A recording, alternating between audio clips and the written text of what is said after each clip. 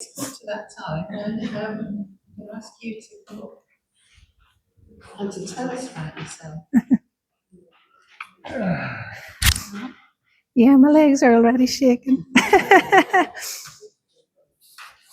Right, hopefully everybody can hear me.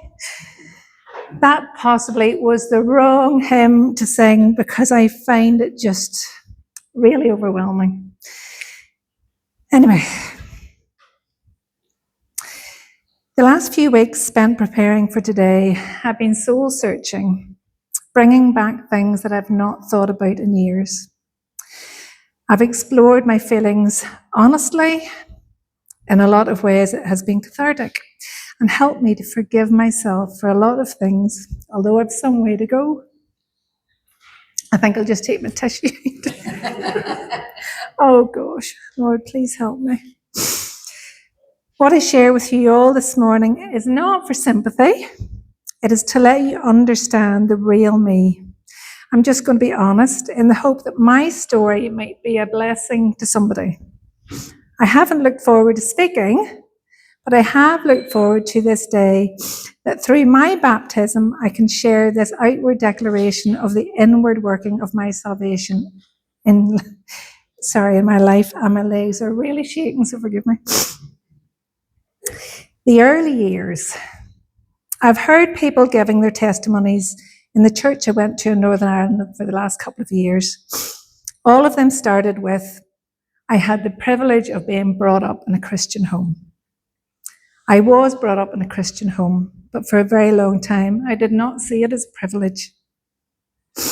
I have to pause here and explain about my mum. Mum didn't have a happy childhood. I think my grandmother was born with a chip on her shoulder. Everything in life that happened to her right up until the age she died at 101 was someone else's fault rather than her own. So when she got pregnant at the age of 21 and was forced to marry my grandfather, she blamed my mum for it. She had a vicious temper, as did her own mother, and mum's childhood was not easy, as there was little of even any love. I believe mummy probably dreamed that she wouldn't be like that when she grew up. She gave her life to God when she was 11 years of age, and her life was dedicated to God and then to my dad. She just wanted to have a perfect little family, all devoted to God. We were brought up in a very strict Christian household. Mum and Dad were pillars of the community and wanted to be seen as good, upstanding Christian family. So we were all made to look like Christians whether we wanted to be or not. We had no freedom, no choice, no opinions, just rules and regulations as I can remember. We were not allowed to wear trousers or makeup, wear any jewellery. We had no television and we're not allowed to play games on a Sunday. Hats always had to be worn in church. We went to Sunday school and church twice every Sunday. Mum was a gospel singer, so regularly we had to go to missions or conferences and school nights that she'd been asked to sing at. I don't remember a lot about my childhood except fear. The missions Mum sang at were all mostly hellfire and damnation, and I was just very aware that I was very bad. God was an angry God, and the devil was very real and evil. I'm not saying that that is exactly what was preached, but it was what I, as a young child, perceived. I remember one day vividly. I was only around 5 or 6, maybe even younger. We had come back home from church and Mum and Dad had gone for a walk up the farmyard to look at something. They didn't come back for a long time. As unbeknown to me, they decided to go for a walk. I remember sitting at the kitchen table, feeling totally sick to my stomach, frozen in fear, thinking that Jesus had come back and taken my parents away and I'd been left behind. Yet I never felt a desire to ask Jesus to save me. I just felt incredible fear. I was scared of the dark. I hated going to bed. We had the old sash windows that rattled in the wind, which didn't help. Everything frightened me. Then we were taken as young kids to see a film, Thief in the Night. It absolutely scared the wits out of me, and it has stayed with me ever since. I googled it this week. It actually says it's an American horror film, and yet, because it was a Christian film and shown in a church, we were allowed to watch it as young kids. My fear of God and the end of the world and the devil intensified. When I was around 6 or 7, a family member started to abuse me. I didn't know anything about sex, but I knew it was very bad and I felt really dirty. I now had shame added to my feelings of fear. It has taken me a long time, but I have forgiven that person. It's complicated, but it wasn't their fault. That doesn't detract from how it made me feel for years. It's just what it is. Teenage years. It ended when I went to secondary school. I just locked everything away in my mind. I put on a completely different persona, pretending to be happy. I became a madcap, rebellious teenager, not knowing who I was. I was loud, always trying to get attention. I longed to be normal like the other kids. Then came the pièce de resistance. Can't say that very well. When I was 14, I went to stay with my best friend Beverly for the weekend. It was lovely to have freedom. On Saturday night, her brother put on 2 films, The Exorcist and American Werewolf in London. They both laughed the whole way through both films, but I didn't. I didn't know how they could laugh through The Exorcist. The other one was nothing like that, but to my already traumatized brain, it was too much. Why did I let myself sit through it?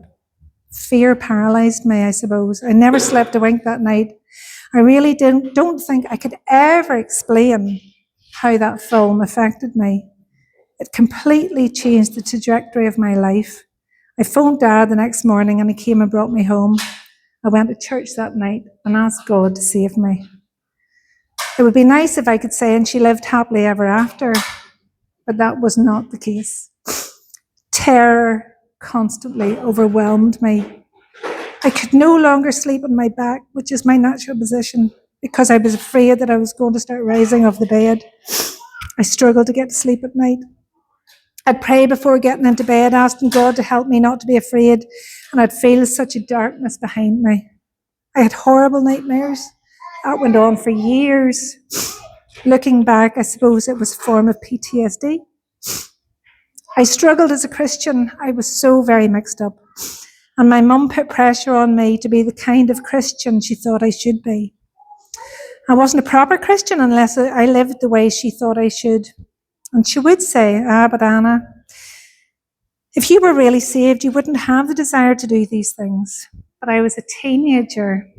I wanted to wear makeup and get my ears pierced. So I thought I wasn't good enough to be a Christian. I wasn't perfect enough. I constantly failed with the perfectionism my parents I constantly failed with the perfectionism that my parents expected and my rebellious heart. I had a love-hate relationship with myself. How could God love me when I was such a failure? I can't describe how much I hated myself. I left the grammar school that same year before doing my O-levels and went to the Tech. I became friends with Morag, who is still a cherished friend today, 43 years later. I used to go and stay with her and longed to be like her and her family, normal. I remember either her or one of her family, it could have been her mum actually, saying, well, Anna, are you a Christian this weekend or not? I was so very mixed up. I was so weak and hated myself for it.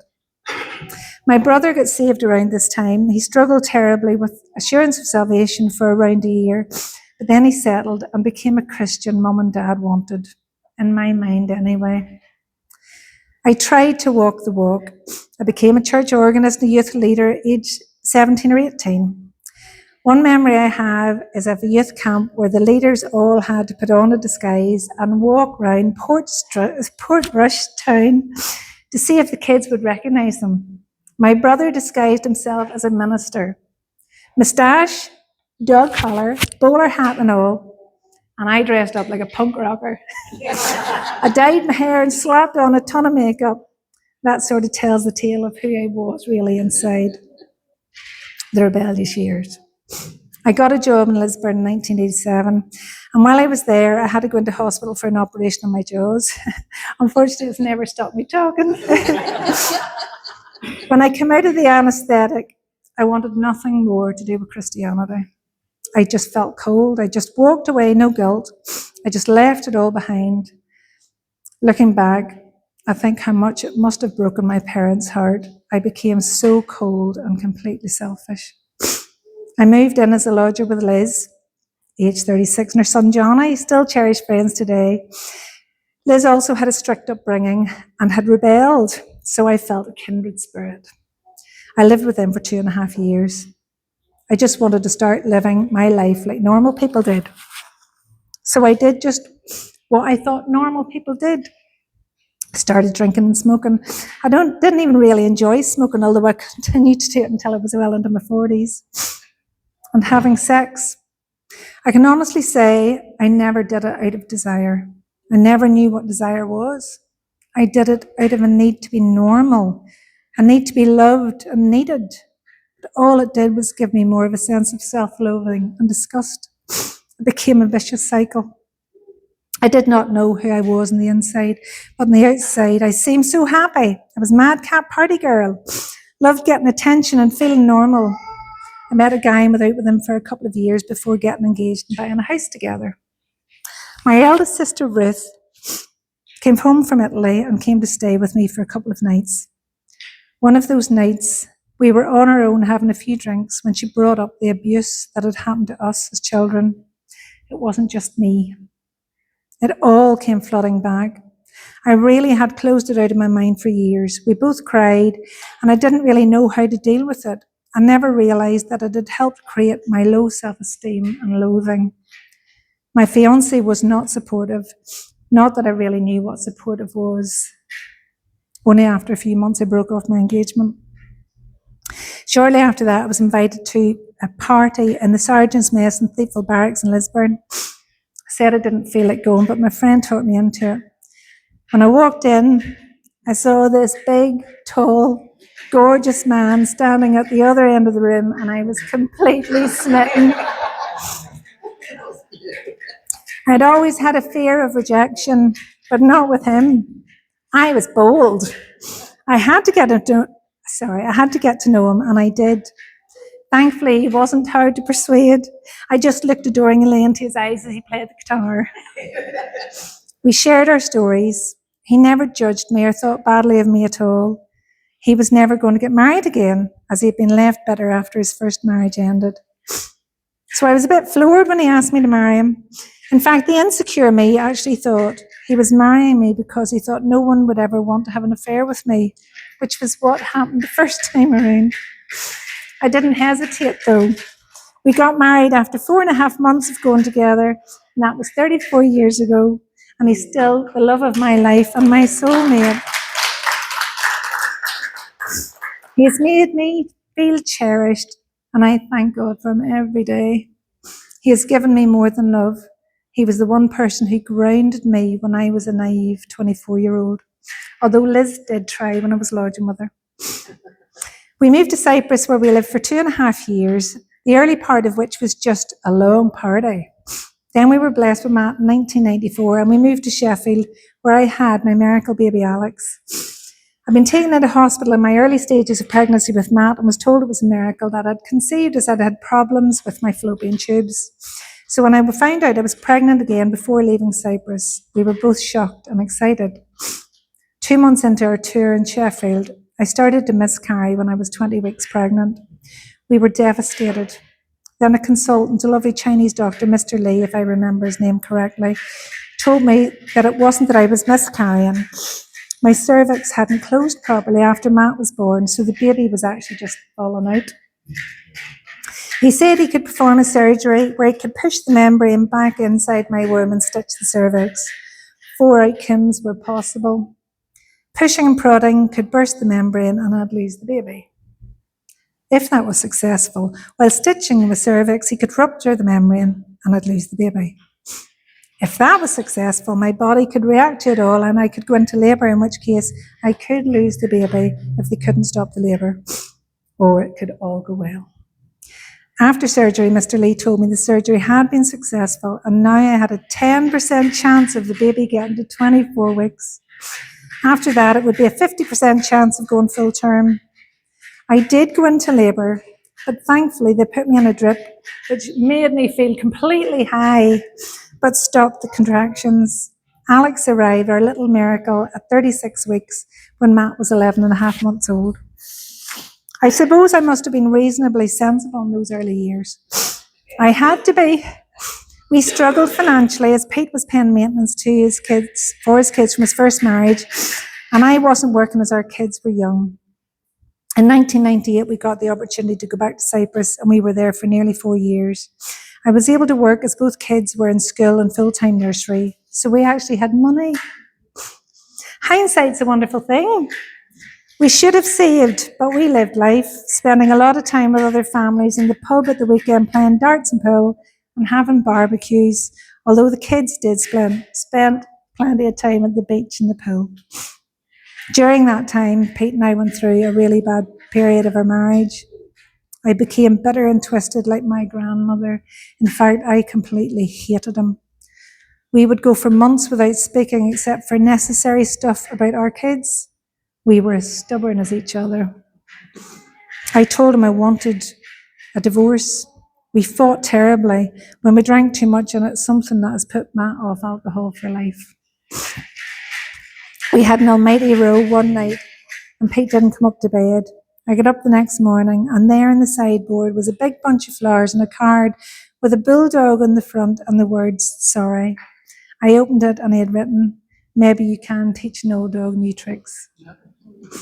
All my bitterness and resentment just melted away, and all the love I'd ever felt for him just came back.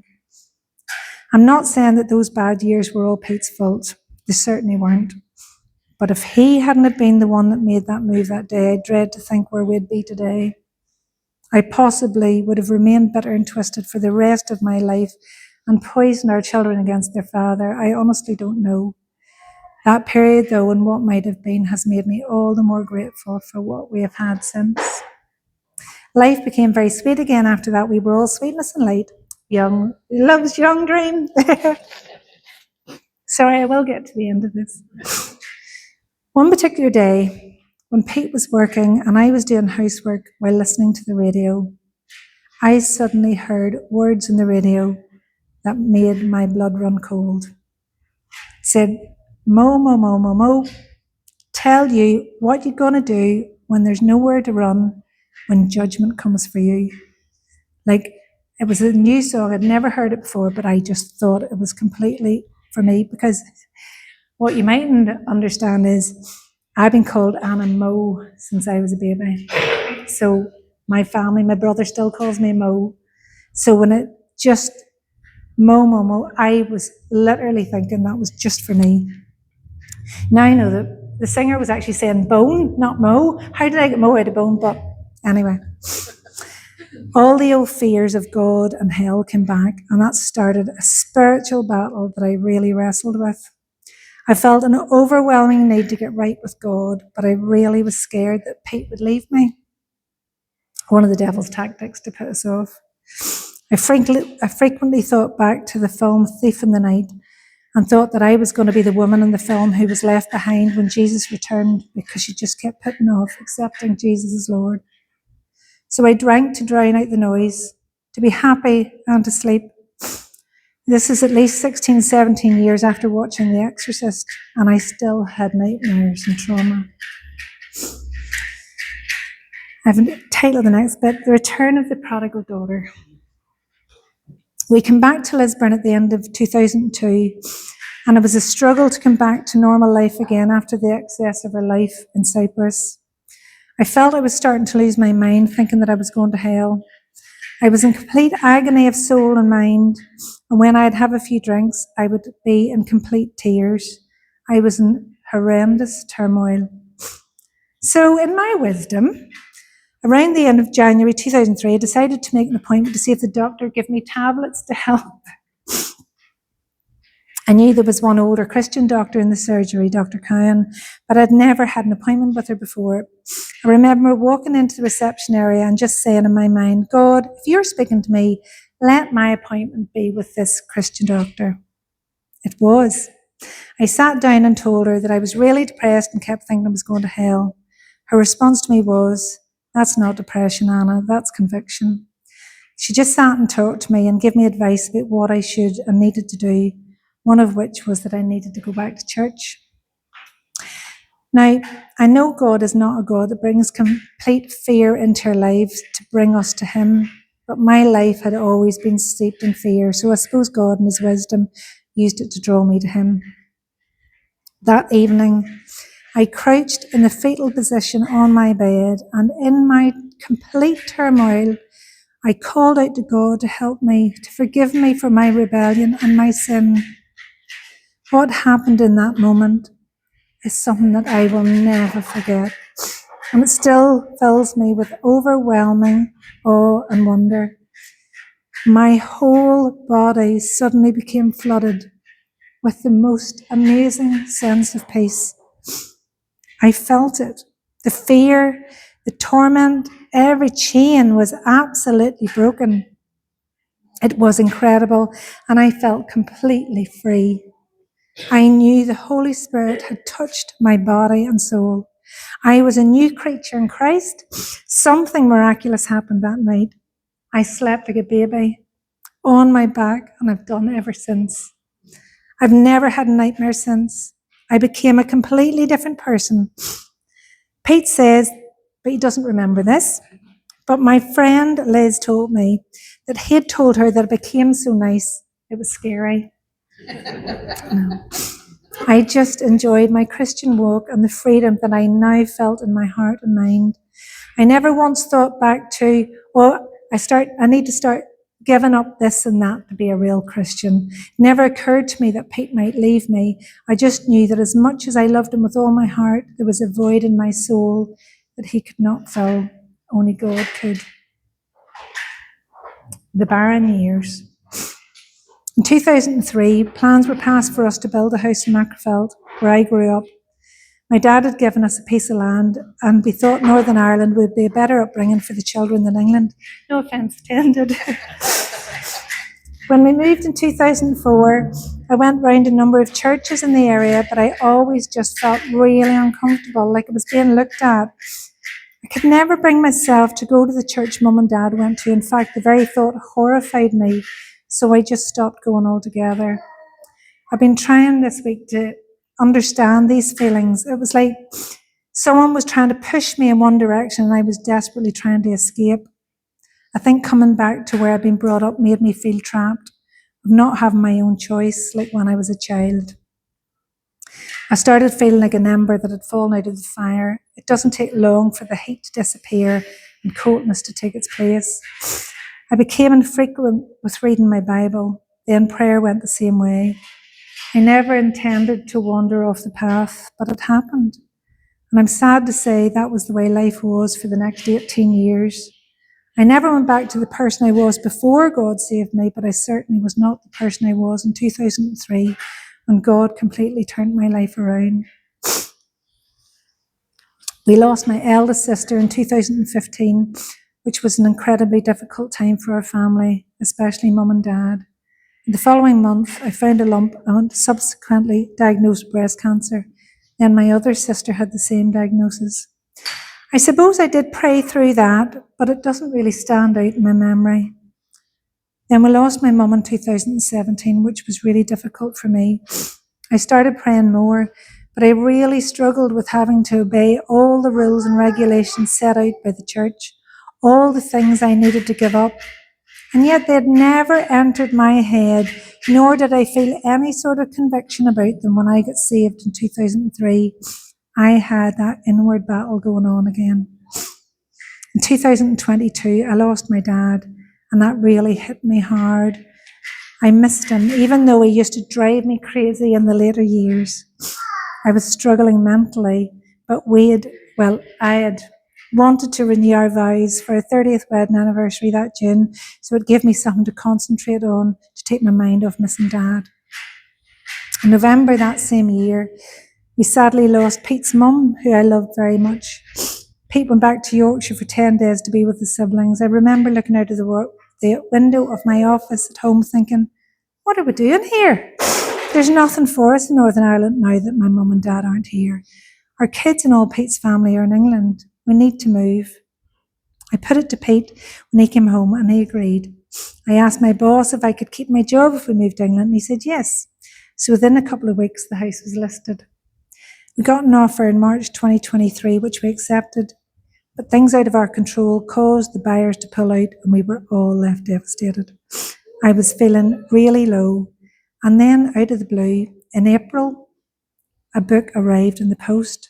It was a UCB word for today, just for you. 30 days of reading.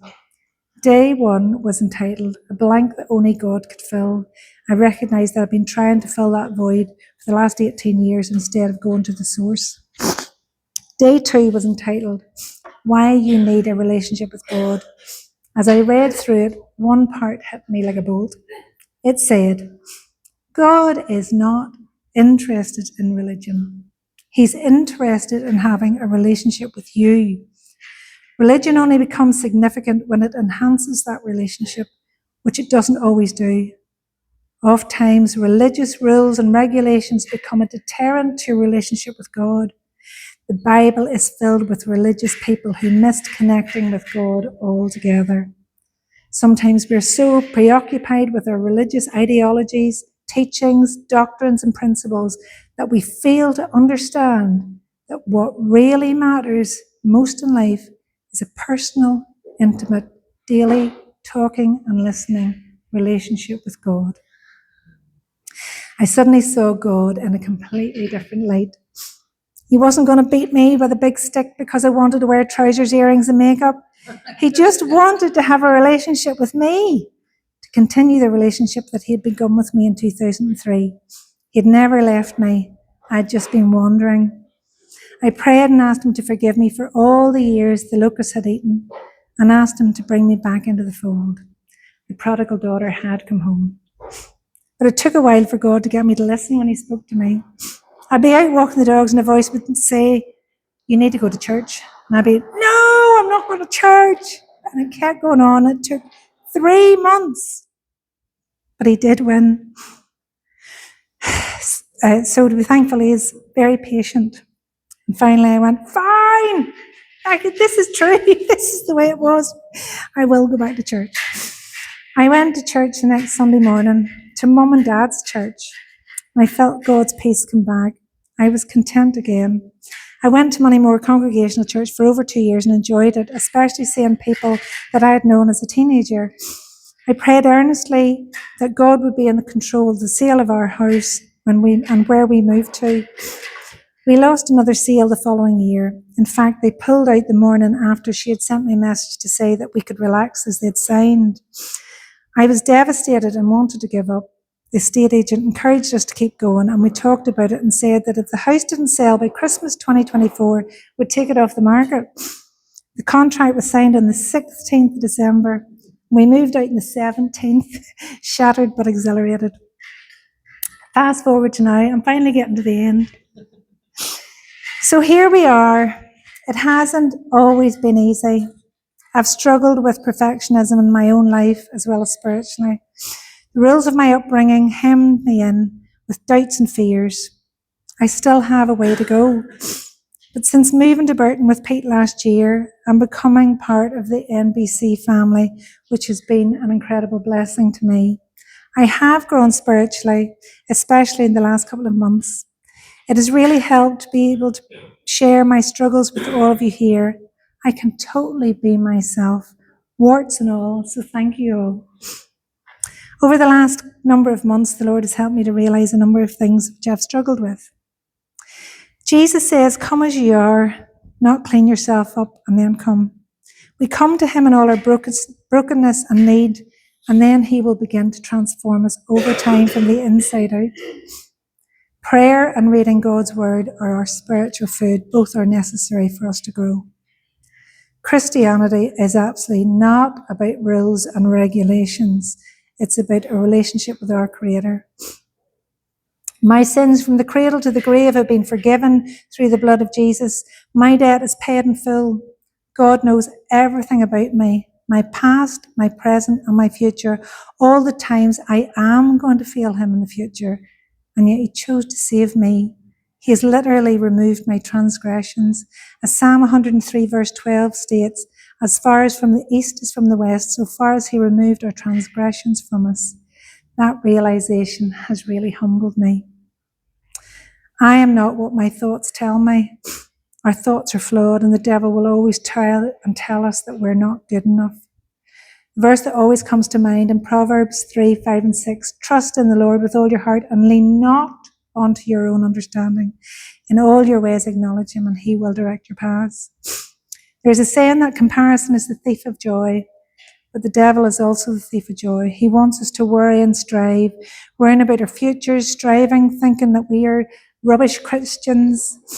Those feelings do not come from God and absolutely burn you out spiritually. I'm slowly learning to lean on him and trust that he is in control. My parents really had our best interests at heart, so I don't hold them to account. They were imperfect too. Mum was just so scared of us going to a lost eternity, so she tried to do what only God can do. I know we were all prayed for daily, and now I know that is a privilege. I honestly believe God has had his hand upon me from my rebellious years until now. He has known it would take me a long time to be mentally ready, and he has waited patiently. I'm grateful for the years in Macrofeld, even though they were barren spiritually. They gave me 13 precious years with Mum before she died and brought us very close.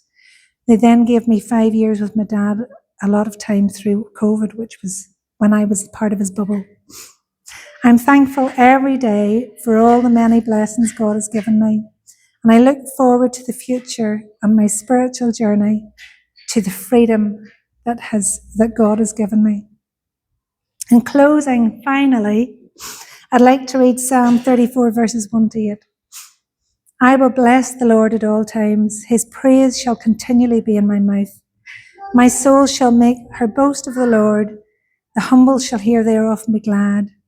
O magnify the Lord with me, and let us exalt his name together. I sought the Lord, and he heard me, and delivered me from all my fears.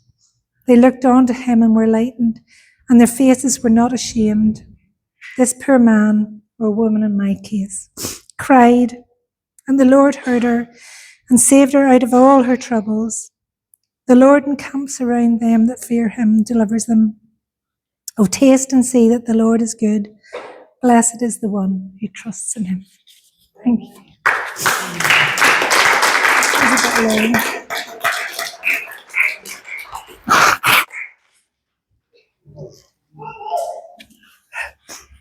Hold on, my dear. Okay. Do you want to take your glasses off from your microphone? Yeah.